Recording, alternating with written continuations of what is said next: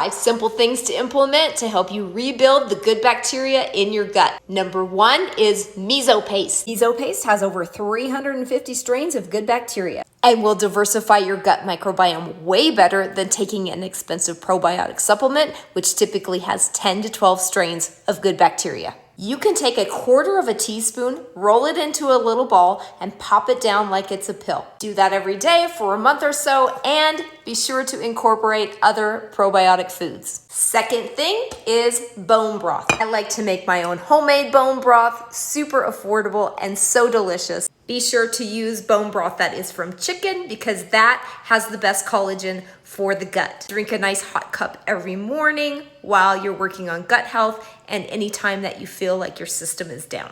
Third thing is slippery herbs. Slippery herbs are so good, not for just coating the throat, but for increasing the natural mucosal lining of the whole intestinal tract. If you have high blood pressure, do be careful with licorice root.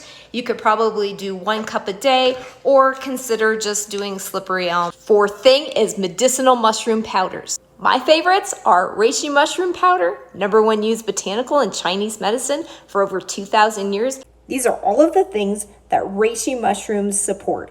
Reishi mushroom is super nutrient dense, great source of vitamin D, B vitamins, and lots of other things, kind of like taking a multivitamin.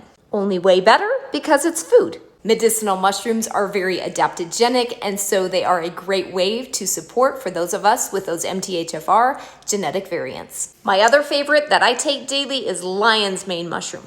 Lion's mane mushroom has been researched and studied and proven to be very effective for cognitive support, better sleep, and neurological support. I notice myself when I don't take this, I don't feel as good. I've taken it every day pretty much for the last decade. And one that I don't take myself, but I always like to recommend for anyone who has IBD kind of symptoms is turkey tail mushroom, and I get great feedback from people who have those symptoms with that mushroom. Fifth thing is go back to the things in that detox protocol that I talked about and do those as needed. After 12 years, I still keep this castor oil in my shower and use it about once a week to keep those detox pathways open. Psyllium husk as needed, bitter herbs pretty much every day, and that Warrior Strong blend whenever I'm craving the sugar or needing a little extra immune support. Remember, so many of us with MTHFR genetic variants have histamine issues, and that detox protocol is what's gonna keep those histamine issues in check. If you're having trouble finding those videos, go on to the MTHFR page of my website where I have tons of great information on